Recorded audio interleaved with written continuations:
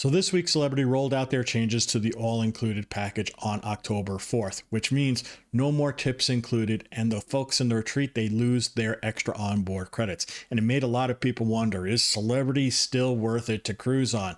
Well, I did the math, and the information that I'm about to show you might surprise you. Stay tuned.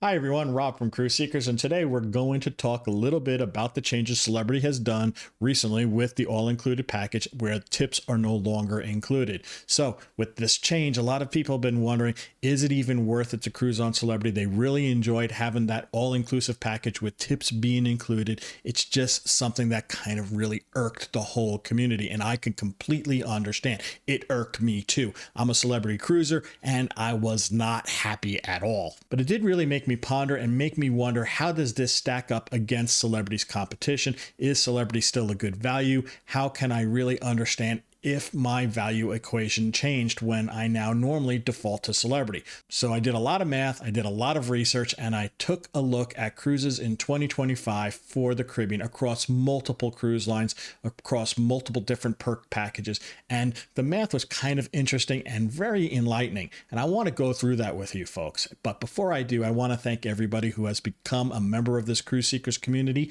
Thank you so much for doing it. It's really appreciated, and we do love you folks being with us in this channel. But if you're not a member of the Cruise Seekers community, hey, think about subscribing and turn that notification bell on. This way you get information like this, a lot of math, a lot of research that I've done to see what is a good value with cruising. We also do cruise deals. We also do tips. We also do reviews. So if you're thinking about subscribing, go on down there and hit that subscribe button and turn that notification bell on. Thank you so much for doing it. And while you're down there, hit that like button. It does help this YouTube channel, and it does help other people find this video about how to find great value in cruising and to understand how different cruise lines compare to each other in the value equation. So the experiment that I set up was taking a look at a February cruise in 2025 across all the different brands. I wanted to see exactly, what does Carnival charge? What does HAL charge? What does Princess charge? What does all the different cruise lines charge for a very similar Caribbean cruise across all the different bands? The mainstream, the premium, the ultra premium, the luxury brands. I wanted to see all the brands and all the bands and see how they all compare to each other. I then took a look at all the different packages that come with that pricing so that you can see an approximate value of what you're getting for that price. Now, I'm about ready to go and throw you a whole bunch of numbers on a whole bunch of spreadsheets. We're going to go over it really well. I'm going to try to be nice and simple about it. And if you have any questions at all, don't hesitate to ask in the comment section. So let's get into the meat of this stuff. Let's talk about all the different bands for that very standardized February Caribbean cruise. So we're going to start off this comparison with the contemporary bands. The contemporary bands I consider to be these following four cruise lines, that being Carnival, MSC, NCL, and Royal Caribbean. Now, when I cruise, I like to cruise with a drink package, I like to cruise with Wi-Fi, and I like to make sure my tips are already prepaid. That's just the way I like to cruise. I don't like to worry about a bill at the end of the cruise. I kind of just want to get everything taken care of up front. Now, one of the interesting things you're going to notice right off the bat here is with this contemporary band, there's two cruise lines that offer no perk package bundles. And that's Royal Caribbean and Carnival. So those two cruise lines are kind of tough for me when I want to cruise the way I want to cruise, because I got to buy everything a la carte. But when you factor in all the things that you might need to purchase, this is what turns out for me. Turns out in this band, MSC is going to give me my best price point. And that's going to be followed by Carnival. Even though everything's all a la carte, Carnival's a la carte pricing is pretty darn reasonable. Now, because of NCL's Free at Sea program, they do have a really good price point too for me to get everything all included. Now, finally, Royal Caribbean is the most expensive when I have to purchase everything all a la carte with them. Their drink packages, their Wi-Fi packages, their tips are a little bit more expensive than all the other ones. So it increases their price overall for me when I want to cruise Royal Caribbean. But things start to get really interesting when we start to look at the next band, and that's the premium band. Because of the way I like to cruise, a lot of those premium bands do have a lot of kind of benefits with bundling that make it really, really attractive for me. And because I do not need water parks, I do not need water slides, I do not need go-karts, those lines are a lot more attractive to me. Because all I really want is a nice pool deck and some good service and some good food and great entertainment. Now, it's in the premium band of cruise lines where things are getting really interesting, especially for the way I like to cruise. Basically, the premium band is going to be the same cost for me as going to a contemporary band cruise line for the way I like to cruise. Now, if I'm cruising with kids and I'm cruising with a multi-generational kind of concept with some friends and some families, then, I'm going to lean toward the contemporary brands. But if I'm just going with couples and that's what we just want nice pool decks, nice entertainment, good food, we're going to lean toward the premium bands because you know what? They're about the same price. And the one that's showing up the best price of all is Celebrity. Now, I use group prices for all of these comparisons. It just shows up that Celebrity's group pricing is very, very competitive. And even if you do not have tips included with the new Celebrity all-included package, their value is still very high. I guarantee you this is the kind of conversations that happened in the Celebrity corporate offices when they were contemplating on what they need to do in order to bring in more revenue, and they decided to take away the all-included tips. It's because, you know what? Their value is there. They already see that they're one of the lowest price points across the contemporary and the premium lines, and they said we're leaving money on the table. And I'm pretty sure I'm kind of looking at very similar spreadsheet here as what the folks over in Celebrity were looking at too. Now, the other cool thing that you will notice in this spreadsheet for this premium band is a lot of check boxes for things that are included. So if you do like those included things, the premium brands are a great option. Next band we're going to talk about is the ultra premium band. The cruise lines that I consider to be ultra premium are Disney, Azamara, Oceania, Viking Ocean, as well as Cunard. Now, these cruise lines are going to be more expensive than the other two when we're looking about the way I like to cruise. These are the cruise lines that I would look at if I was thinking about a suite, whether it be in the premium or in the contemporary band. If I was thinking about a suite and I wasn't needing all the water park type of stuff and I didn't want a larger feel ship, these are the cruise lines that I would be looking at.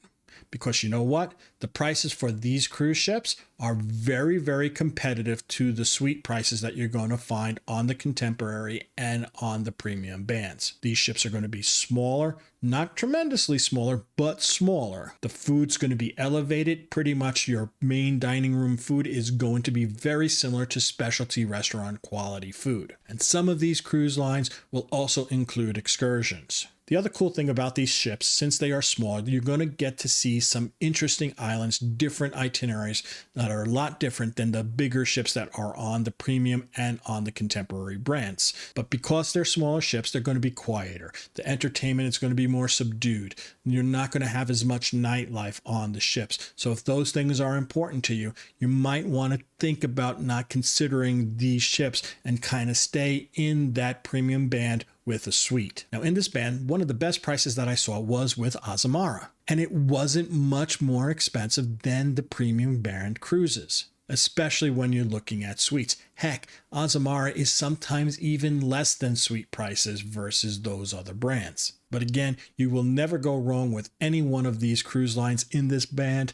They are all top-notch cruises. You will have an amazing time. It's just if this is the type of cruise that you want to be on, something a little bit more subdued, smaller ship with the entertainment not being as over the top. That's what you're looking for with a very elevated experience. Now, the last band of cruise lines that we're going to talk about is the luxury band. We're going to talk about here Region 7 Seas, Silver Seas, and Seabourn. Of these cruise ships, the best value you're going to find most likely is in Seabourn. Seabourn has some really, really good rates, especially when you take a look at some of their longer cruises. Heck, you're going to find some rates that are so competitive against those suite classes on the Celebrity Beyond, on the Celebrity Apex, on the Celebrity Edge, that you're going to be wondering, wow, I wonder if this is a good value or not for me if I want to go on a smaller ship. You just have to make that decision. Do you want the kind of whiz-bang stuff that you're going to get on those Edge class class ships, or do you want a smaller, more intimate, quieter cruise? If you want one of those, you're going to want to take a look at these places, especially if you're spending the kind of money that you are on a suite. These cruise lines will give you a suite experience throughout the ship for everybody on the ship. So yeah, if you're looking at suites at all, especially some of those top tier suites, you're going to have to take a look at the luxury lines too, because you might get some really good value there too. So what does this all mean? Well, what this means is if you cruise like me and you want a fully kind of almost all included package when you cruise, that is tips, drinks, Wi-Fi, one of the best values you're still going to find is with Celebrity. There are some other really good options out there too. Princess Cruises is showing a great competitive nature with them, especially once their Sphere class ships come in. I want to see this brand new ship. It looks really interesting. It looks like it's going to be beautiful. It's going to give Celebrity some competition for these type of really nice, luxurious type of ships that are a little bit larger in size, but still don't have all the, things that kids want, such as water parks and go-karts and all the other things. There are other great options. HAL has good options, especially when you can get a have-it-all package with some extra bonuses in there too. And if you're okay with the way HAL kind of focuses in on music, you will love a HAL vacation.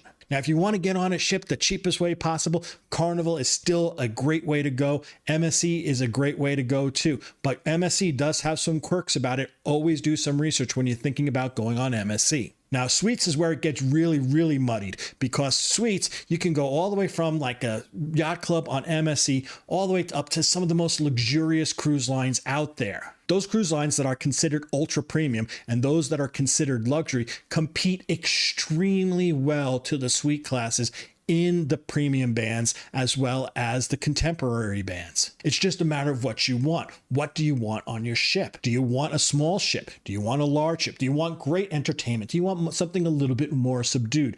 You need to make that decision on how to spend your money, because you have a lot of choices if you're thinking about a suite. Now, before I end this video, I want to show you one of those things that I use. I create these things called value calculators on spreadsheets. I know I'm a nerd, but anyway, I do these things so that I can really compare apples to apples between one cruise line to another for one cruise versus another, so I can see exactly how much am I really paying for this room. Well, I'm going to show you my Celebrity value calculator that I use a lot for this one recent cruise that I have found and I'm kind of really interested in trying to go on. So just to kind of give you an idea of what I do in order to figure out what's the value of a given cruise. Well, this is that February 2025 cruise that we were talking about with Celebrity. I found this one cruise that's $2,857. I plug that thing into my value calculator. Once I have that plugged in, I then plug in what is the taxes, fees, and port expenses. In this case, it's $319.22. And then I plug in how much onboard credit I might be given. In this case, it's $250.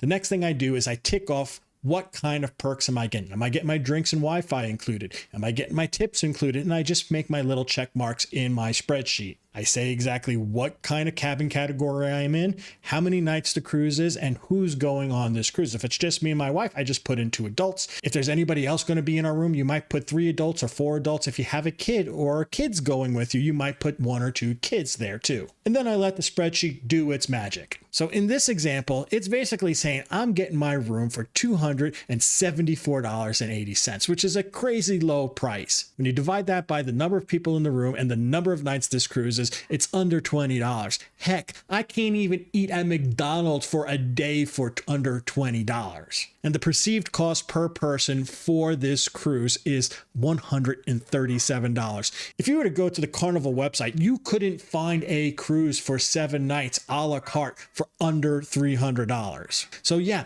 this is a great value for me. And that's what I use these value calculators for. I have a bunch of these things. And as a little side note, and for the future plans for this channel, I'm setting up a Patreon. And one of those things that you're going to get as a Patreon member is access to my value calculators. But that's a little side note, something to kind of look forward to in the future. So there you go, folks. That's my video about the current value status of Celebrity, especially when you compare it against all the different cruise lines. I hope you found it informative. If you did, hey, give it a big thumbs up. It really does help this YouTube algorithm. It really does help other people find this video. And if you like these type of breakdowns, if you like this type of really in-depth information, think about subscribing and turn that notification bell on. This way you get notified whenever we put out these tips, these tricks, these value information that is so important when you're making a decision on what cruise you want to go on. If you have any questions or comments about this huge amount of data that I just threw at you, please don't hesitate to put them in the comment section.